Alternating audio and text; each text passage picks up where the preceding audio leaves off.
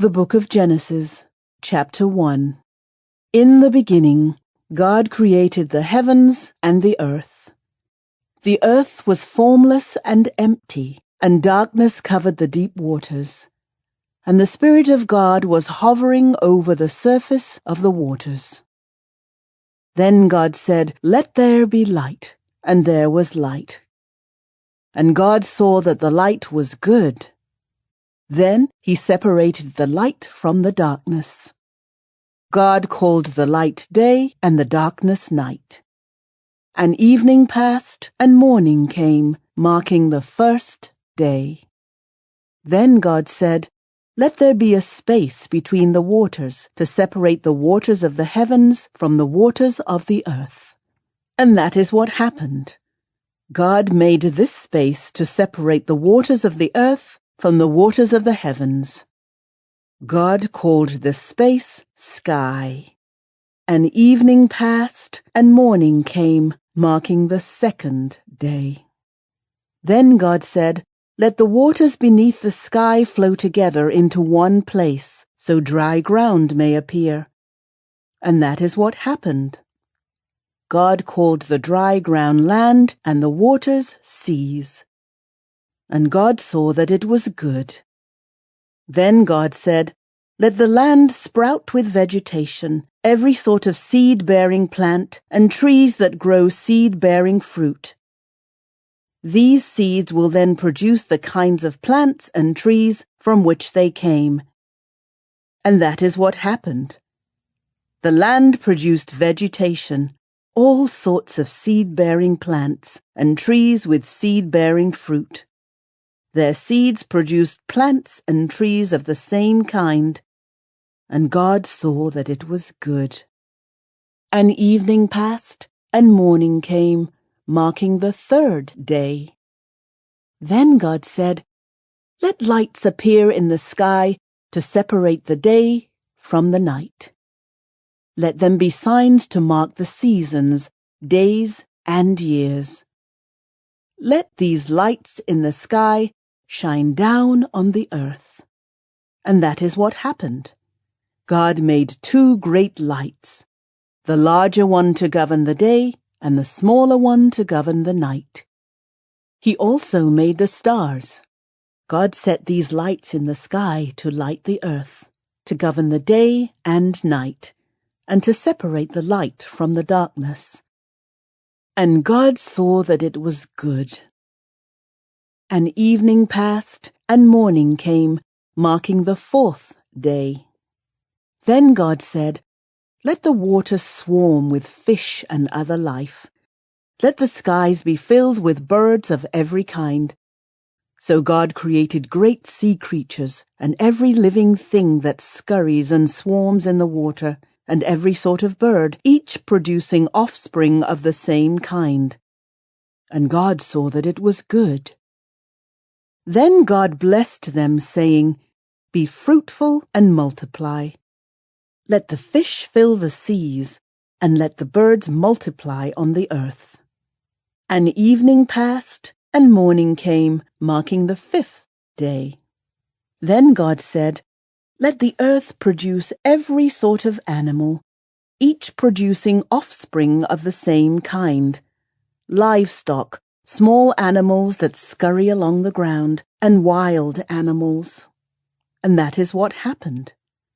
God made all sorts of wild animals, livestock, and small animals, each able to produce offspring of the same kind. And God saw that it was good.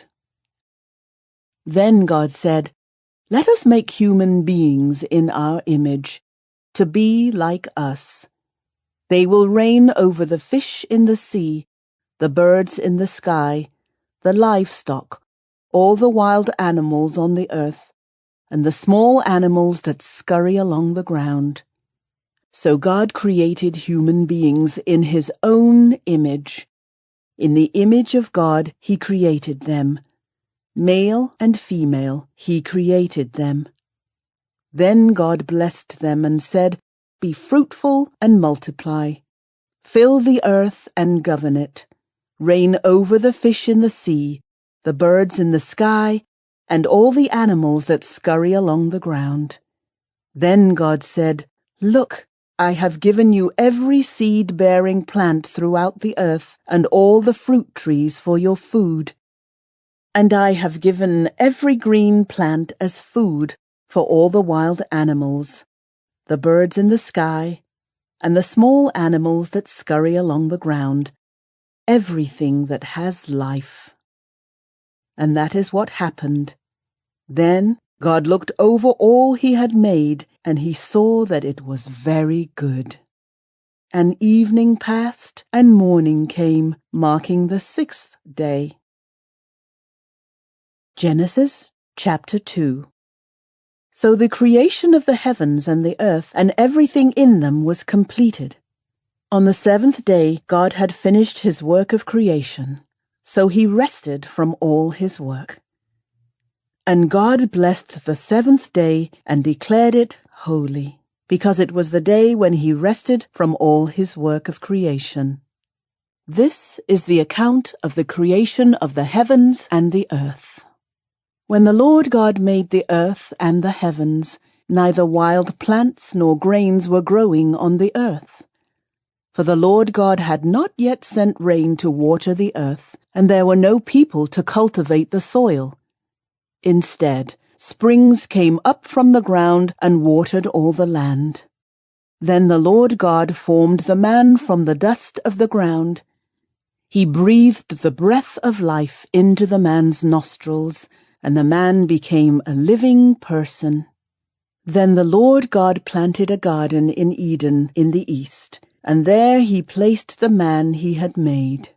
The Lord God made all sorts of trees grow up from the ground, trees that were beautiful and that produced delicious fruit. In the middle of the garden he placed the tree of life and the tree of the knowledge of good and evil. A river flowed from the land of Eden, watering the garden and then dividing into 4 branches. The first branch, called the Pishon, flowed around the entire land of Havilah, where gold is found. The gold of that land is exceptionally pure. Aromatic resin and onyx stone are also found there. The second branch, called the Gihon, flowed around the entire land of Cush. The third branch, called the Tigris, flowed east of the land of Ashur. The fourth branch is called the Euphrates. The Lord God placed the man in the Garden of Eden to tend and watch over it. But the Lord God warned him, "You may freely eat the fruit of every tree in the garden, except the tree of the knowledge of good and evil. If you eat its fruit, you are sure to die." Then the Lord God said, "It is not good for the man to be alone.